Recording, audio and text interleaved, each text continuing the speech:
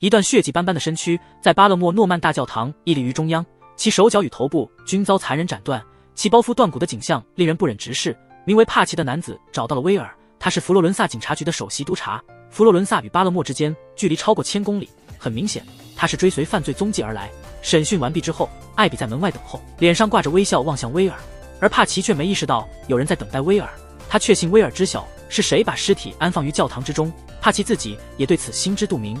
他在20年前就曾遭遇过那名恶魔，那个人有着特殊的习惯，他会将杀害的受害者摆放成一幅美轮美奂的画作。帕奇接着叙述了20年前的那一案件，在一辆装满鲜花的卡车货斗中，一对夫妇被花朵包围着，这一幕与某幅画作惊人的雷同。然后他又展示了一张新的照片，照片里的俊朗青年正是拔叔。达叔，帕奇这样称呼他。为了追捕恶魔，他曾一天又一天地访问美术馆，站在那幅画前沉思，试图解读凶手的心思。在那些日子里，还有另一名年轻人也被画作所吸引，他几乎每日都在那里用铅笔勾勒画作。正是在那个时候，帕奇才确认那位年轻人正是佛罗伦萨的恶魔。后来在缺乏有效证据的情况下，警局搜查了那位年轻人的家，结果不言而喻，并未找到任何犯罪证据。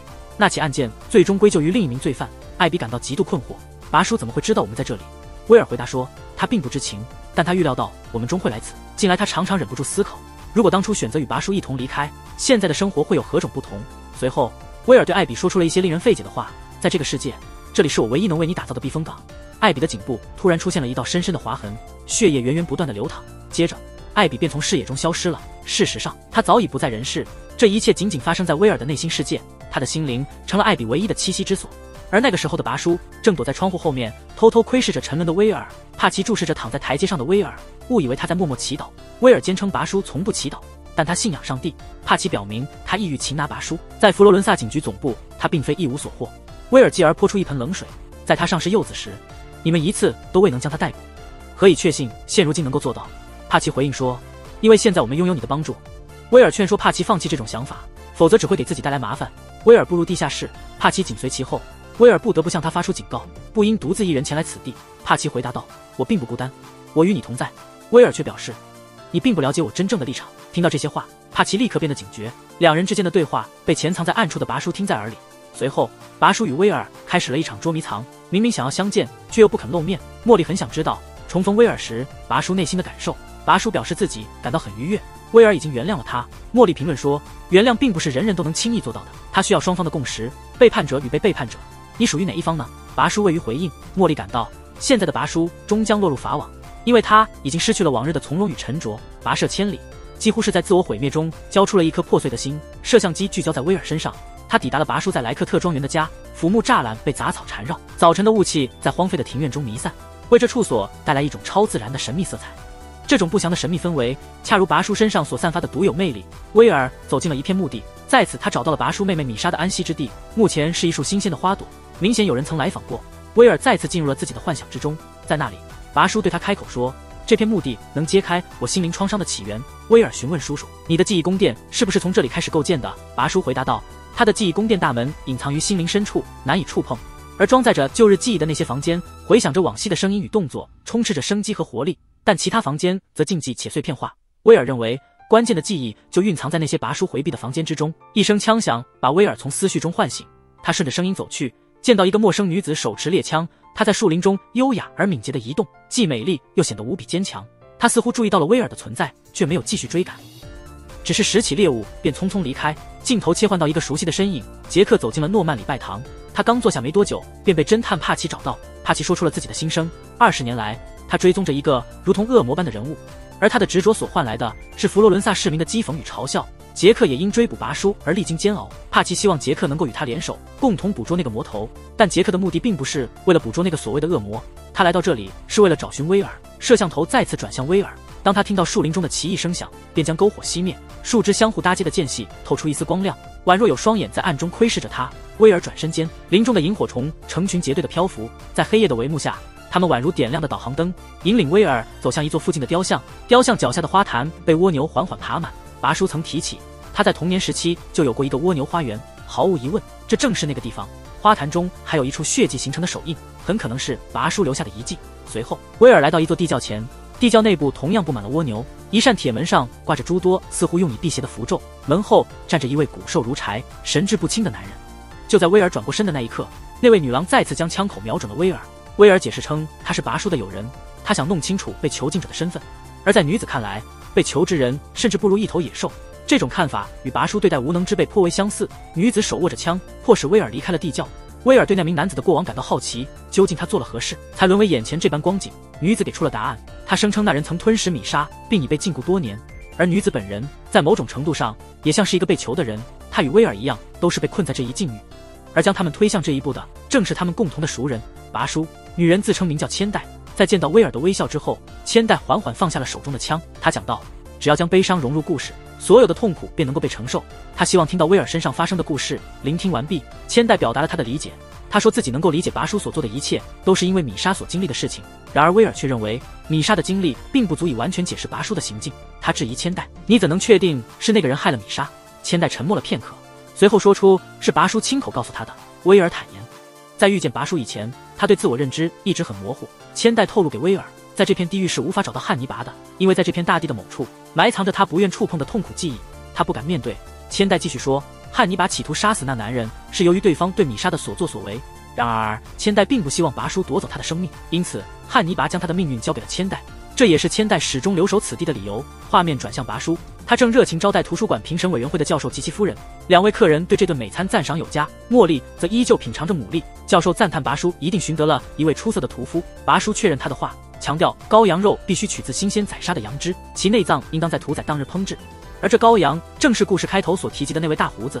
晚宴结束后，拔叔在帮茉莉洗发，这种氛围总让人感到紧张，似乎茉莉随时可能成为拔叔的下一个猎物。但茉莉却表现得相当镇定，她好奇地询问拔叔年轻时的样子。拔叔回忆说自己曾深受启发，他赞同《浮士德》中的梅菲斯特。梅菲斯特虽是恶魔形象，但在歌德笔下却成了惩恶扬善的行者，与拔叔同为复杂的反派角色。他们都以玩世不恭引诱他人堕落，却依旧保持着冷静、深沉、优雅和机智的气质，这与拔叔的形象不谋而合。茉莉又追问，为什么你无法回到故土？你在那儿经历了什么？拔叔沉默片刻后开口，简单的说，他做了一些事情。茉莉持续追问，你妹妹的味道如何？这个直白的提问让拔叔神色突变，而茉莉则沉默在水中。场景再次转到威尔，他撬开地牢的锁，放走了里面的囚徒，而千代却带着食物回到了地窖。囚徒仍旧在牢中未曾离去，他并未选择逃脱，反倒是在暗中寻求报复的机会。在挣扎之际，千代吐出了歉意，随手拾起一块骨头刺入了囚徒的颈部。威尔听见动静赶回地牢时，囚徒已经倒在血泊之中。千代意识到是威尔打开了牢门，威尔解释他只是想解放千代，千代却感觉到威尔和拔叔一脉相承，同样对是否会杀人心存好奇，真是惺惺相惜。但在另一层面上，千代早已洞悉了威尔的意图，他内心同样在煎熬中挣扎，渴望摆脱自己的囹圄。威尔递给他一瓶酒，并说只需将痛苦融入故事，所有苦难便能够承受。千代表露心迹，他已无留守之必要，他将协助威尔寻找拔叔。孤独的威尔将囚徒的遗体变作萤火虫之状，并在尸身上布满了蜗牛。镜头切换至拔叔，茉莉向他透露，妹妹的不幸经历已超出了你的感知控制范畴。在他眼中，威尔带给拔叔的情感与此相同，这便是爱。爱是两个人之间的纽带，宽恕与背叛也是这样的关系。拔叔声称米莎并未背叛自己，尽管在他的影响下，我背叛了自己，但我已宽恕了米莎。在拔叔逃亡的难关时刻，成为关键人物的是他的替身切尔顿。切尔顿再度奇迹似的从死亡边缘归来，他计划与梅森合作追捕拔叔。梅森建议双方摘下伪装，以真面目相见，他们便卸下了面具，洗去了化妆。梅森已发出重金悬赏，在全球范围内追捕拔叔。而这时，威尔刚从昏迷中苏醒，切尔顿来到了他的门前，威尔成为合作的希望所在，但对方显得并不感兴趣。威尔直言不讳地拒绝了切尔顿。此时，威尔沉浸于他的幻想之中，他做出了截然相反的决定，与拔叔联手结束了杰克的生命。之后，与艾比共享幸福时光。尽管安娜全身多处骨折，她依旧奇迹般的活了下来。这次的伤势让安娜突破了救我，她焕然一新，变得更加自信。她以鲜艳的红唇彰显自我，她身上散发出了一种新的权威和掌控感。多年未见的马格也变得更加强势。在梅森成为残疾人后，他在家族中的权力地位得到了提升。他对安娜的目光中透露出浓厚的兴趣，眼神几乎无法移开。而安娜的表情则复杂难解。她应梅森之邀前来，梅森希望通过她更深入地了解拔叔，目的是为了报复毁容的仇恨。会谈中，梅森不慎被口水呛到。过去的安娜或许会伸出援手，现在她却只是旁观。按理说，梅森应该把搜集到的信息提供给警方，但他并未这样做。梅森声称这与复仇无关，他声称已经原谅了拔叔。场景转换至杰克，被拔叔刺伤的杰克得到及时救治，他静卧在妻子贝拉身旁。不同的是，贝拉的死亡已成定局。尔顿多次翻跟斗后又找到了杰克，他的目的依旧未变，他希望杰克继续追查拔叔，但杰克决定与此事划清界限，他只想回家陪伴垂死的妻子。杰克曾极力阻止贝拉自杀，但现在面对痛苦挣扎的贝拉，杰克深知自己的坚持对爱人而言是种折磨，最终他含泪送别了贝拉。生死离别之后的杰克似乎有了新的认识，他再次找到了威尔。拉的去世让杰克失去了现实感，因此杰克决定与威尔共同追寻拔叔。梅森发布的全球通缉令迄今未有进展，拔叔仿佛从人间蒸发了一般，梅森再怎么提升赏金似乎都无法奏效。与此同时，威尔已经扬帆远航，开始了寻找拔叔的旅程，跨越海洋，只为一睹你的容颜，抛开实际合理性。这般设定颇具浪漫色彩。故事接下来回到了意大利，拔叔体验了一次心灵的破碎，威尔则以一颗变形的萤火虫作为回应。威尔已经与千代一同登上前往佛罗伦萨的列车，千代是拔叔家中的女仆，她与拔叔一同成长，对他而言，拔叔既是导师也是益友。他非常清楚，暗杀那名囚犯正是威尔之计，他也明白威尔寻找拔叔的目的是为了结束他的生命。威尔谈到和汉尼拔之间独特的经历，那是一种只有他们之间才能分享的体验，这就是威尔想要杀死拔叔的原因。他对拔叔的行为既欣赏又感到恐惧，因为他内心深处产生了战栗的恐惧，他不愿自己沦为另一个拔叔。两人并肩站在列车的尾部，威尔询问千代为何要助他寻找拔叔，千代的回答却出人意料，他表示自己已不再寻找，因为他非常清楚拔叔的所在。千代直接吻了上去，威尔平静地接受了这个吻，但紧接着他被推下了火车。从这一举动看出，千代对拔叔确实有着深情。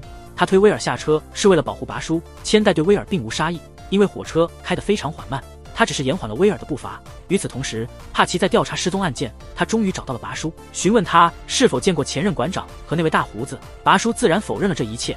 当拔叔抬头望去，他的面容与20年前几无差异。帕奇再次目睹了这位长久以来追寻的恶魔，但他并未立即揭露身份。实际上，拔叔也认出了帕奇，就是20年前的那位警官，但他认为帕奇不会直接动手，而是会选择出卖他以换取高额赏金。正如拔叔所预料，帕奇立即联系了梅森，梅森大方地表示愿意支付300万美元交换拔叔的人头，可以提前支付10万元。但帕奇渴望拿到这笔预付款，他必须先提供能证实拔叔身份的指纹，因为帕奇深知拔叔是何等可怕的恶魔。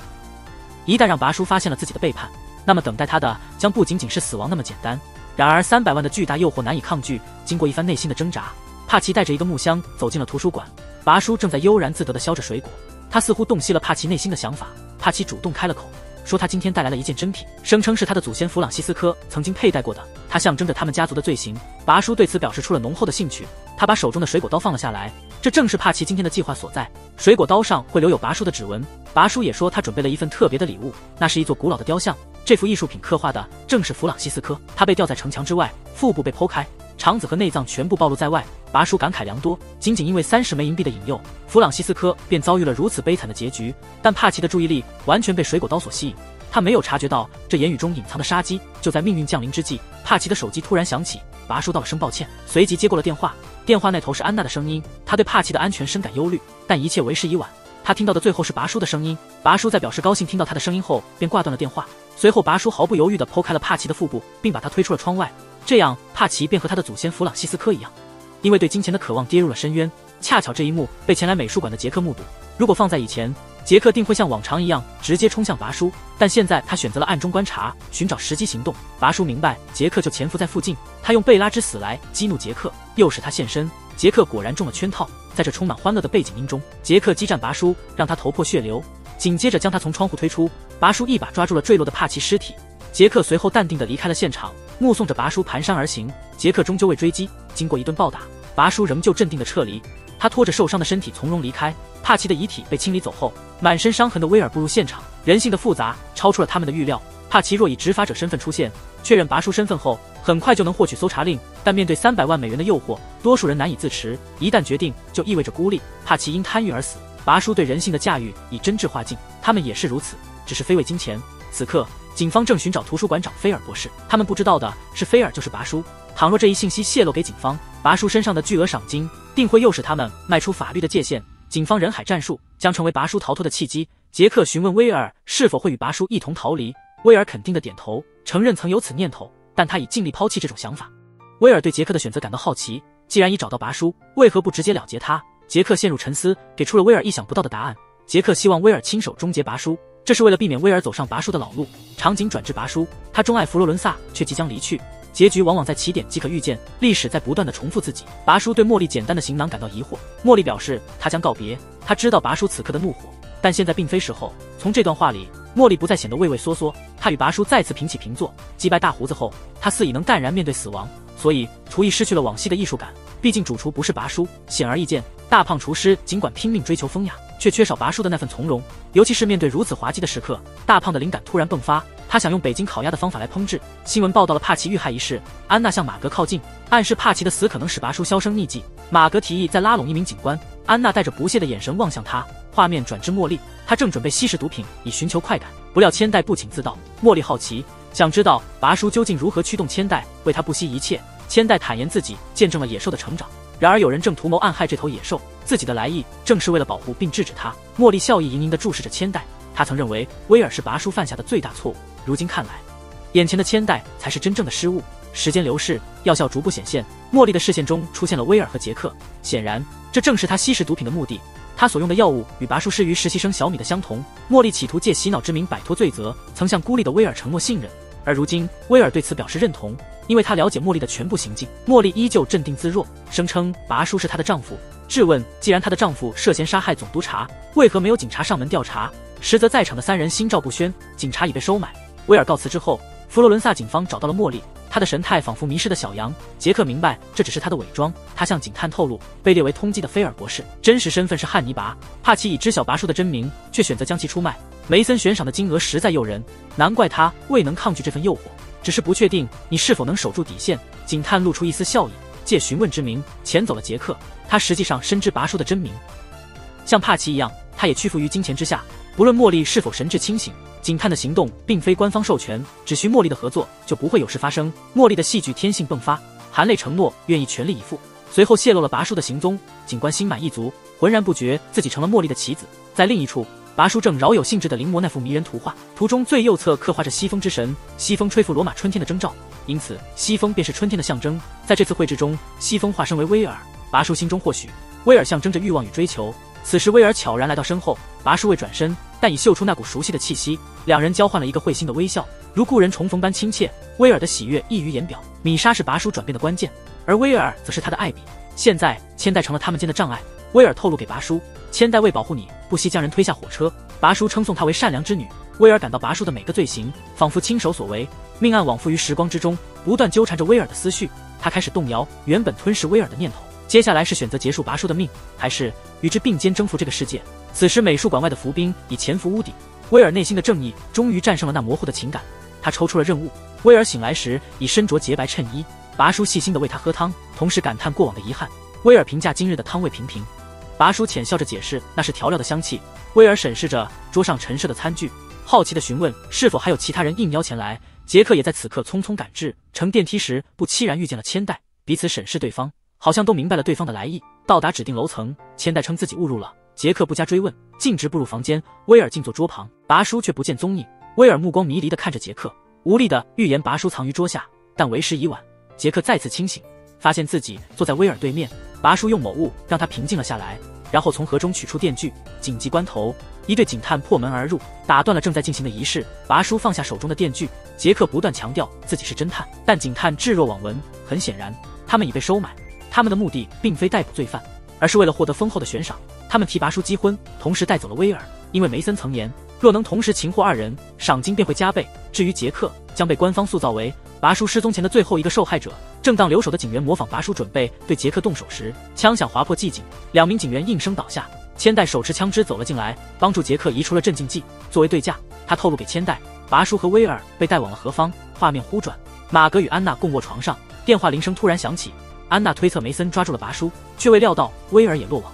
安娜脸上闪过一丝变化，似乎对威尔的安危漠不关心。紧接着她补充道，梅森是位残忍享乐的施虐者，他将会享受缓慢且深入的折磨他们，这为他们争取到了宝贵的时间。场景切换，在一辆制冷运输车内，拔叔与威尔被像处理猪肉般吊挂。随着车厢门的开启，梅森显露身影，马格接收到情报。杰克不但安然无恙，还目睹了警方的抓捕全程。梅森并不急躁，因为他知晓安娜是他的心理治疗师，他受医患隐私协议的约束，而且他早已向上报告过问题。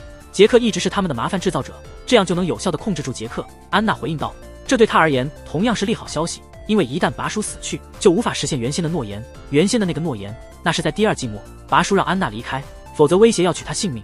结果安娜选择站出来，幸运的生还。所以他对信守承诺的拔叔深信不疑，他绝会找到机会对他下手。他非常了解那人的能力，即使处于如此境地，安娜依旧认为拔叔不会坐以待毙。他感觉拔叔在其中找到了乐趣。画面切换，梅森命人为拔叔更换衣物，并将他安置在餐桌前。梅森宣称他将换上一张全新的面孔，随即他的目光投向威尔，意味着梅森打算带上威尔的面孔去享用拔叔。梅森继续说，自从被他们欺骗食用了自己的鼻子以来，他就对人肉的滋味上了瘾。拔叔轻轻一笑，为了维持威尔脸部的鲜活度，大胖准备给他涂抹些什么。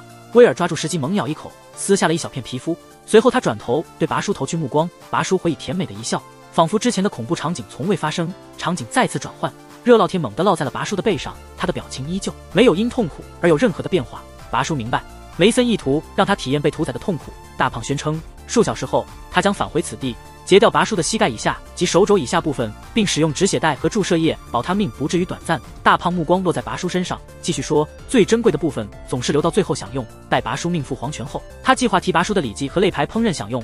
拔叔对此表示认同。他提到，好肉之所以要熟透，不仅是为了质地，更重要的是为了风味。大胖安抚拔叔不必忧虑，保证会将肉烤至完美程度。拔叔并不感到忧虑，反而显得颇为愉悦。画面转向梅森，他向马格透露，尽管曾切除了马格的子宫，但他并未放弃那个孩子。安娜终于找到了威尔，他本以为在拔叔遭受极刑之后，会有佛伯勒赶来并将其救走，但现状完全失控。他没想到梅森已经牵制了杰克，不会有人前来侦查此地。安娜仍旧守着最后的防线，她能忍受拔叔受尽折磨，她毕竟罪有应得，但她不能接受拔叔的死。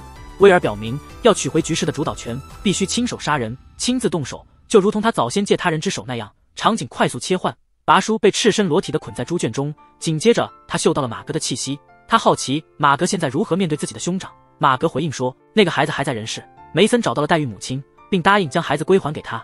拔叔警告说，梅森若曾背叛过你，未来也必将屡次背弃，你明白，你必须将他杀死。拔叔含义深远地说，多一条人命又怎样，都归在我名下。马格心动了。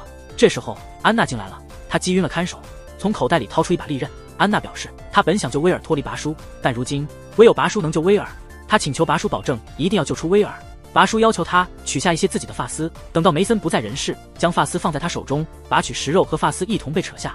安娜显然是借此发泄怒气。就这样，拔叔获得了自由。在另一边，威尔被捆绑在手术台之上，在药物效力之下，梅森已陷入沉睡。接着大胖向威尔注射了特制药剂，药物会使人身体瘫痪，却不影响意识清醒。他要让威尔亲身体验自己的脸庞被剥离的瞬间。马格和安娜走进了一间房间，眼前情景让两人哑口无言。原来梅森挑选的代孕者竟是一只肥硕的母猪，孩子已无生命迹象。镜头切回到梅森，他独自一人在手术室，他拿起镜子自照，惊觉自己的脸竟然是大胖的面孔，脸皮未曾移植，紧紧覆盖在他面上。海森兴奋难抑，梅森惊慌失措。紧接着安娜走了进来，她告知梅森，大胖已死，你的手下也全部不在了，拔叔和威尔已经逍遥法外。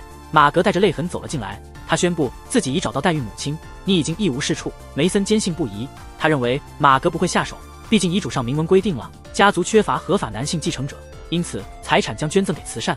马格声称继承人即将出现，他们在梅森沉睡时用牛刺激了他的前列腺，成功获取了他的精液。梅森立刻失去了平静，马格迅速采取行动，安娜也加入了进来，他们一起将他压入鱼缸，梅森中被鳗鱼吞噬。场景一转，拔叔抱起威尔步入林中，上演一幕公主抱，背后有追兵紧随。就在此刻，树林里的千代采取了行动，他始终在周边守护。拔叔想让千代回家，但千代说自己无法回去，他承诺会保护拔叔，但不会在笼子中。千代的行动全为米莎，他询问拔叔是否真的吃掉了米莎，拔叔确认了这一点，但他否认杀害米莎。拔叔接着对千代说，最稳固的元素在周期表中央，介于铁和银之间，那是最适合你的位置。这是对千代的赞赏，因为稳定的金属不易腐蚀，千代也是如此。尽管拔叔不断影响他，千代依旧坚持自己的信仰。为了米莎，他宽容了拔叔的行为，正如他曾对茉莉所说，他将禁止拔叔。威尔从沉睡中苏醒，拔叔步入屋里，画面切换，杰克带队到威尔家，威尔告诉他人已离去，但就在此时，拔叔双手举起从容现身，千代潜伏在树林里，拔叔示意他不需采取行动。杰克对拔叔投降感到困惑，威尔却未因此而感动。他回到了孤独的小屋，仿佛与拔叔的相遇未曾发生。千代也隐没于夜色之中。那名裸身男子在庭院中对着月光怒吼，身负黑色的不明液体，手中的血迹映红了明亮的月光。这个沾满鲜血的住所，便是他扭曲的杰作。他的名字是弗朗西斯。3年以前，他被一本杂志上的油画所吸引，画作名为《伟大的红龙》。翻阅杂志的一页，那股邪气、神秘和力量的气息深深触动了弗朗西斯。从那时起，他平淡的生活中出现了新目标，他开始日复一日的锻炼，体验力量的增长。但这并不足以使他彻底转变。弗朗西斯走进了牙医诊所，购买了一副旧牙齿，并将红龙的图像纹在背上。场景转换，拔叔在教堂内悠然聆听歌剧，即使身陷囹圄，拔叔在记忆宫殿中依旧保持优雅。时间推进到3年后，现在的拔叔关押在巴尔的摩犯罪精神病院的待遇出奇的高，牢房异常豪华，手头的证据可以让拔叔面临多次死刑，但他以精神病为由逃脱了惩罚。切尔顿拜访了拔叔，他提到想写一本新书，这本书不涉及拔叔，因为对公众而言，被捕3年的拔叔已失去新鲜感。拔叔似乎对这个名字有所耳闻，可能是从报纸上得知。没错，这位被称作牙仙的新人，正是自封的红宠弗朗西斯。切尔顿期待拔叔对这个新人的看法。拔叔认为，与自己相比，此人不过是个羞涩的孩子，并不喜欢被称作牙仙。谈话至此结束。切尔顿悠然坐在办公座椅上，安娜步入了办公室，示意他离开了座椅。如今，安娜是巴尔的摩精神病院的掌门人，切尔顿自认为是拔叔被捕的功臣，他的脸皮出奇的厚，甚至撰写了一本充斥谎言的书，仅仅为了借机搭讪，通过批评拔叔来提升自己的名气。毕竟人们总喜欢这类八卦。接着，安娜询问他和拔叔谈了些什么，切尔顿透露他们讨论了牙仙的话题。拔叔对此表现出浓厚的兴趣。镜头切换至弗朗西斯，他正细心剪辑关于牙仙的新闻，拔叔也在做同样的事。弗朗西斯取出一本厚重的笔记本，笔记本前面是关于红龙的资料，而末尾几页则是拔叔的新闻简报。他将新剪下的报道粘贴在空白页上，试图缩短牙仙与拔叔之间的距离，但他用笔涂黑了报道中的牙仙2字，正符合拔叔所述。他并不喜欢牙仙这一称号。在另一端，拔叔也拿起了笔，细看之下，原来是写给威尔的信。画面转至郊外湖泊，那里风光旖旎。原来威尔带着狗狗们搬到了这里，寻找一片宁静之地，不料杰克却找到了这里。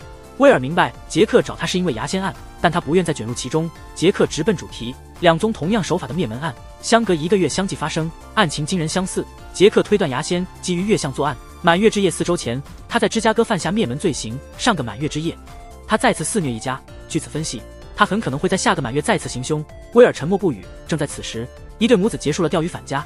这位女性名为特丽丝，男孩的名字是沃特。威尔示意杰克不要在他们母子面前讨论案情。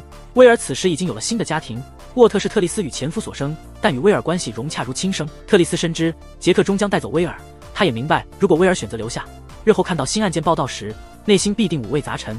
特丽丝认为威尔有责任去做，因为牙仙总是针对整个家庭。威尔犹豫不决，他说道：“如果我去了，待我重返此地，一切都会变得不同。”特丽丝坚定地回答：“我不会改变。”这话为剧情后续埋下了伏笔。去或不去，威尔彻夜思索。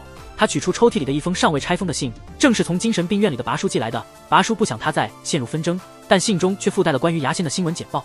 读完信件，威尔将其投入壁炉焚烧，无任何迟疑。镜头切换，威尔抵达一户受害者家中，门上的玻璃被打了个洞，不难理解为何家中遭此不幸。这扇门显得毫无安全感。威尔打开了冰箱，里面有一块被咬过的奶酪。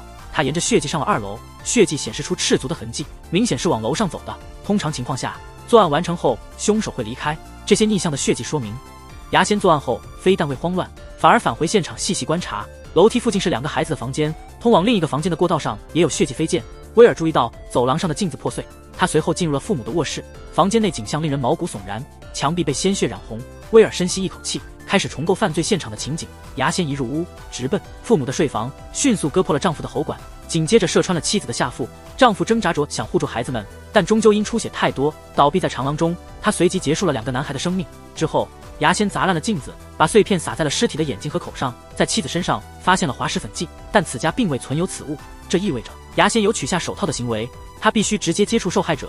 威尔身后的红线宛如一对血色翅膀。画面转换，法医团队对威尔的归来表示欢迎。现场残留的镜片上也发现了清晰的指纹，一片镜片插入了死者隐私处，背面留有4指印记，正面则是模糊的拇指痕迹，但指纹库未有匹配结果。威尔分析，牙仙在摆放镜片后进行了擦拭，以便更清楚地瞧见自己的面容。从妻子遗体上的咬痕及冰箱里被咬过的奶酪，法医构建了凶手的牙模，其中多数牙齿歪斜不齐，前牙还缺了一角，显然是个有恶习的畸形狂。焦点转向弗朗西斯，红龙的低语在他心中愈发清晰。那副牙齿仿佛注入了生命，压抑不住的咬合冲动。调查当前处于僵局，威尔在现场显得格外焦虑。他面临着一个艰难的选择，是等待下一个满月的受害家庭，还是立即做出决断。杰克似乎已预见威尔的打算。威尔表态，他需重拾在犯罪现场的思维敏锐度，为此他需拜访拔叔一面。3年过去，拔叔终于等到了他日思夜想的人。他嗅了嗅威尔身上的气息，推测威尔现已非独身，共居者中至少包括一名孩童。拔叔坦言，曾想让威尔与孩子共享家庭生活，遗憾的是，威尔并未将其珍视。威尔沉默了一会儿，硬着头皮声称是因牙仙案才来。然而拔叔洞悉了他的伪装，明白威尔实际上是来见他的，但拔叔并未揭穿。他开始为威尔解析牙仙案件。拔叔觉得牙仙是个内向之人，悲剧现场的破镜不单是为了取得碎片，也是为了在受害者瞳孔中见自己。像往常一样，在助威尔接近真相的同时，拔叔也试图让他正视深藏的情感。重逢威尔，安娜同样喜悦。现在安娜与马格有了儿子，是维杰家族的后裔，生活的幸福美好，充满了快乐。威尔对此感到疑惑，所以他问安娜为何要承担精神病院的重任。安娜解释说，拔叔与外界仅隔5扇门，他想清控这些门的钥匙，他要确认见他的人是否受到了影响，让威尔与拔叔见面自然不无风险。安娜提醒拔叔，他的宽容是有限的，他很明白拔叔所畏惧的并非痛楚或孤立，而是丧失尊严。若拔叔试图逾越界限，他将取消他的特权。画面转至一户人家，那是弗朗西斯的往昔。面对那双布满怨毒的老年瞳孔，是他的祖母的眼神。童年的虐待阴影一直缠绕着弗朗西斯，他注视着受害家庭的画面，感觉到体内澎湃的力量。幻觉中，他仿佛长出了龙尾。威尔在访受害家庭，门外的树上雕着中字，他未能领悟这个汉字的含义。紧接着，他遇见了久违的泡面姐。威尔决定不再理会他。泡面姐曾悄无声息地闯入他的病房，偷偷给他拍下了不雅照片。泡面姐带着恶作剧的口吻说，用黑色边框遮掩了你的隐私。不久之后，泡面姐便发表了一篇新的报道。这次弗朗西斯的目光紧紧锁定威尔。弗朗西斯走进了一家冲印店，在此他邂逅了莱巴。最初弗朗西斯甚至不敢正视，意识到对方失明后，他逐渐放松。一方面因为莱巴看不见，他不必担心自己的外表被评判；另一方面，莱巴的乐观使他感到温暖。莱巴谈及他曾想成为言语治疗师，去辅助那些有言语听力障碍的孩子。他评价弗朗西斯表达能力出众。莱巴希望通过触摸弗朗西斯的脸来感知弗朗西斯此刻是笑还是皱眉，但弗朗西斯仍旧有所抗拒。场景转至拔叔那里，工作人员打来电话，说是律师的来电。电话那头传来的却是弗朗西斯的声音。弗朗西斯对拔叔充满敬仰，他搜集了所有关于拔叔的报道。他对媒体对拔叔的负面评价感到愤慨，就如同他们错误地称呼自己为牙仙。他憧憬着在拔叔的见证下与红龙合为一体。我们随着拔叔的视角目击了地狱中翱翔的红龙。随后，弗朗西斯带着莱巴参观动物园。那天园方正在为老虎治疗牙齿，弗朗西斯想引导他触摸那只老虎。莱巴虽紧张，但更多的是兴奋。他轻柔地触摸着老虎的毛发。当他的手缓缓接近老虎的牙齿，弗朗西斯紧张地捂住了自己的嘴。那一夜，两人的情感达到了顶点。在这过程中，莱巴的身影与画中女子重叠，这是画作中描绘红龙与遮光女子的又一场景。事后，弗朗西斯让他触摸自己的脸，似乎要把自己全部暴露在莱巴面前。他凝视着红龙的画像，这时他脑海中响起了红龙的声音，然而他听见的却是结束莱巴生命的命令。此时，他对莱巴已经产生深厚的情感，他的体贴与活力为他带来了前所未有的暖意。即便梦想成为红龙，弗朗西斯还是首次违逆了红龙的意志。画面转至拔叔，他悠闲地交叉着双腿阅读。工作人员推着电话进来，拔叔从容起身走向桌边，聚精会神听取着禁止靠近的警示。工作人员递上电话，拔叔彬彬有礼递到了声谢。待人离开后，便接起电话，随即巧妙地改变了通话路线，假扮成出版社人员，从切尔顿的秘书处获得威尔的地址。场景切换到茉莉，依仗拔叔的声望，在学术界声名鹊起。茉莉向威尔透露，拔叔习惯在节日和生日寄送贺卡给他，每张贺卡都附带一道食谱。威尔警告茉莉与拔叔保持距离，他是个吞噬人心的恶魔。威尔好奇茉莉是否曾在杀害病人后再次考虑过犯下类似行径。茉莉强调他与拔叔的关系与威尔大相径庭，这正是他们的不同之处。继而询问威尔，若见伤鸟于草中，他的第一反应将会是何？威尔表示他会施以援手。那为何他的病人最终会自缢身亡？这背后的真相或许只有茉莉知晓。那病人无异于受困之鸟，引发了茉莉难以控制的本能。画面再次回到拔叔，他身处的牢房如同一个巨大的中字。威尔再度找到他，树上刻的中学令他困惑。拔叔解释这个字代表中标，并在麻将中出现，它象征着红龙牌。麻将初传至海外时，白板与红中被称作白龙和红龙，因西方人感到这两牌饱含中国元素，而龙是中国的象征，以龙命名显得形象而生动。镜头切换，弗朗西斯假扮研究者访问博物馆，他请求观赏红龙的原画。在工作人员讲解画作时，弗朗西斯借机将他击昏，随后褪去手套，轻柔的触碰，沉浸于红龙的恶语力量之中，但最终情绪萎靡不振。正在此时，电梯门缓缓开启，威尔也抵达了现场。尽管弗朗西斯逃脱了，但警方依旧通过指纹锁定了他。这个犯罪滔天的逃犯却未对博物馆员工下杀手，显然有某种动机促使他想要止步。这个动机便是莱巴和拔叔对弗朗西斯的劝说，告诉他可以切断与红龙的联系，将其转嫁给他人。弗朗西斯似乎得到了暗示，脑海中浮现出威尔的形象。于是红龙装上了假牙，穿上了丝袜。床上的特丽斯察觉到了外头的响动，长期的危险直觉让他反应异常迅速。特丽斯轻声走到儿子房间，指示他从窗户逃出，默数至100。如果他没能出现，就要立刻奔向大路。弗朗西斯搜查了2间卧室，都空无一人。他急忙离开房屋，四处寻找，而特丽斯就藏在他近旁。母子相聚之后，特丽斯启动了汽车警报，2人迅速朝反方向奔向公路，幸运地拦下了一辆过路车。这突如其来的行动让司机满脸不悦，他怒斥下车。特丽斯无暇解释，催促他快速上车，但司机却成为弗朗西斯枪下的牺牲品。特丽斯只得驾车带儿子逃离。他们虽逃过一劫，却仍受枪伤。沃特因此与言语不多的父亲生出隔阂，他心中对威尔或许有所责备。镜头再次转向拔叔，他被牢牢绑缚，工作人员整理着房间。安娜坚守着自己的诺言，带走了他的书籍与绘画。他被迫只能用地面的洞穴应急。对于追求审美的拔叔而言，这是无法忍受的耻辱。而在另一方面，特丽斯也逐渐恢复意识，他并没有对威尔表示责备，他曾承诺永远不会改变，始终在等待他。但他和儿子差点丧命于红龙和拔叔之手，这让他们与威尔之间的裂痕难以修复。正因如此，拔叔的利刃已深深刺入威尔的内心。这是一场双方都全力以赴的对决。茉莉曾评价拔叔极度自傲，如今还需加上嫉妒一词，这正是他所鄙视的人性中的丑恶一面。在刺杀事件之后，威尔开始经历恐怖的幻觉，化身为红龙，一次又一次地杀害特丽斯。茉莉提到，拔叔给了你3年的时间来建立家庭，他对此充满了信心，确信能从你身边夺走他们。如今他已经成功了。继而茉莉对威尔说，你身上的标记让他异常兴奋。威尔不甚理解其含义。茉莉清楚，凭借威尔的敏感度，不可能完全无从察觉，但他一直选择沉默。现状逼迫他不得不正视这个事实。在其他地方，杰克找到了拔叔，他相信最近的一系列事件都受拔叔操纵。他断言拔叔及红龙也是撒旦。不得不承认，杰克对拔叔的判断极为精准。拔叔反驳道，威尔是一头温顺的羔羊，我们都尚未见识到羔羊的愤怒。羔羊的愤怒将降临在每一个犯错之人身上，他的报复将比红龙更为可怕。画面转换，3位伙伴正策划着钓鱼行动。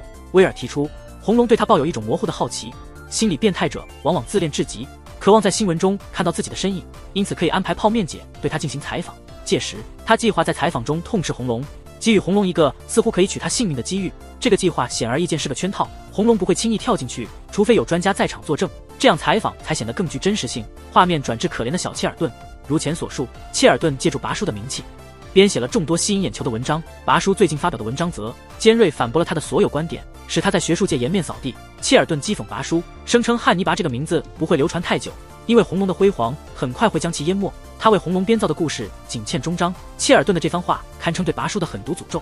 之后他来到办公室，听完了整个计划。切尔顿需要做的就是陈述自己关于红龙的理论，然后由威尔稍作夸张的评论，称红龙丑恶、邪恶、无能，一个彻头彻尾的野兽。切尔顿觉得有些不对劲，平日温文尔雅的威尔怎会发出这样的言论？采访完毕，他们需拍摄一张照片，暗示藏匿之所。不久之后，弗朗西斯看到了这篇报道，他显得异常愤怒。采访结束后，切尔顿感到不安，于是雇佣了2个保镖，但这对于持枪的红龙来说不过是小角色。结果，不幸的切尔顿被绑架了。当他再次醒来，他仍旧处于迷茫之中。切尔顿慢慢恢复了意识，感到背部剧痛，但发现自己的手臂已被固定在椅子上，这就是背部灼热感的来源。切尔顿试图保持镇静，但他的眼泪和鼻涕最终还是背叛了他。正在这关键时刻，莱巴按响了门铃，他却未觉察到任何不妥。莱巴离去后，弗朗西斯向切尔顿展示了红龙的绘画以及他设置的受害者家庭照片，最终在他和威尔的合影上停留。切尔顿再也控制不住自己，他开始大声哀求，声称那些谎言全是警方和威尔逼他说的。弗朗西斯遮住了自己的面庞，戴上了假牙，走到切尔顿面前，狠狠地咬下了他的嘴唇。镜头快速切换，精神病院收到了一封信，是寄给汉尼拔的。安娜亲自将信递给了他，信封中正是切尔顿的嘴唇。随信附上的字条写道，他用这张嘴侮辱了我。汉尼拔表示他完全能理解红龙的心情，因为切尔顿也曾用同样的嘴侮辱过他。杰克手持托盘询问汉尼拔，那另外一半嘴唇去哪儿了？汉尼拔斯文地表示了歉意，不禁让人觉得汉尼拔有种难以言喻的魅力，他只是静静站着，便能轻易吸引周围所有人的目光。汉尼拔开口说道，你们曾经为了引我出动，假装将泡面姐烧死在轮椅上，这回为了引出红龙，你们又对切尔顿做了些什么？汉尼拔惋惜地说，倘若这计划中有安娜就好了，因为红龙总是优先杀害宠物。紧接着画面一转，一个被火焰包围的身影沿着坡道疾驰而下，最终坠入喷泉池中。那个不幸的人正是切尔顿。威尔脸上露出了严肃的神情，他随即也表示了歉意。切尔顿脸上满是怨恨，他变成这个样子全因威尔在拍照时故意摆出亲密姿势，假装自己像宠物一般，而红龙总是先剪除宠物。威尔并未直接否认，他询问切尔顿所见之物，切尔顿回答是位黑人女性，且失去了视力。画面快速转变，莱巴落入了弗朗西斯的掌控。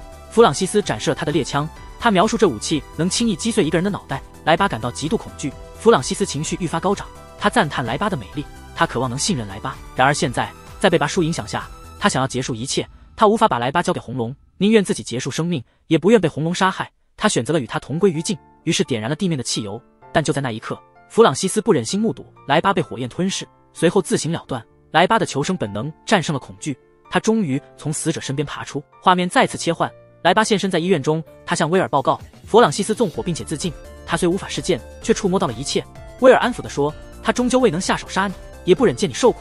很多人相信，正是因为莱巴的存在，弗朗西斯才有了停手的念头，这避免了更多无辜者的伤害。场景再次转换，在昏黄的教堂内，威尔与拔叔间并肩站立，他满意地宣布了红龙结束生命的消息，话语中带着轻松与愉悦，这让拔叔有些不悦，因为红龙的血未见及威尔，意味着他原有的计划被打乱，他的转变未能完全实现。威尔也打算离开拔叔。关于令人极度丑陋的是，拔叔持续揭示威尔内心的黑暗面，说他无法挽救自己的家庭。威尔心知肚明，却不想在汉尼拔面前示弱。他坚称自己与特丽斯能够复合。汉尼拔伺机而动，当生活仅剩礼貌时，回想起我。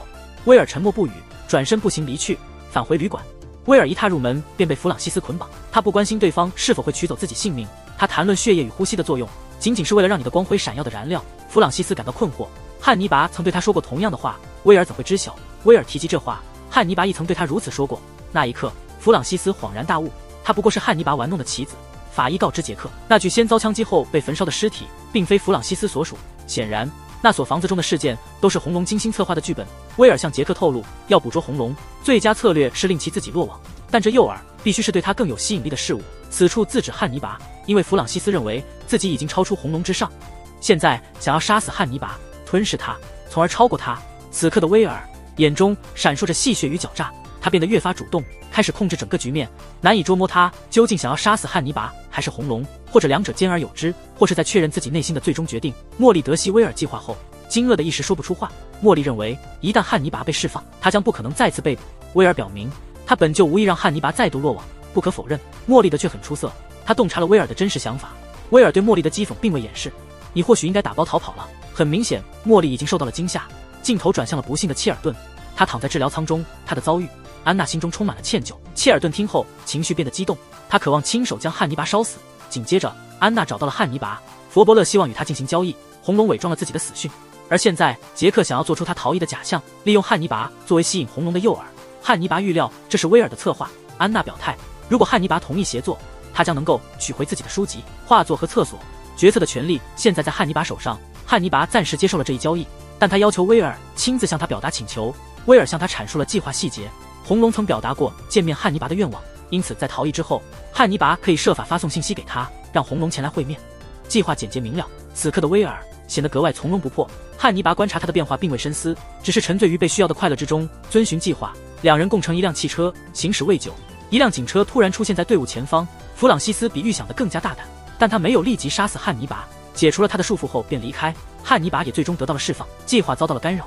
实际上，威尔有机会选择离开，正如茉莉所说，他既无法与汉尼拔共存，也无法承受失去他。在另一方面，安娜和马格带着孩子一同离去，他也变成了那些奋力逃脱困境的人群之一。镜头切换到本季的终极场景，悬崖边的海景别墅。此刻，威尔对与汉尼拔同行似乎心存不满，抑郁难平。然而实际上，汉尼拔已洞悉了计划的深层意图。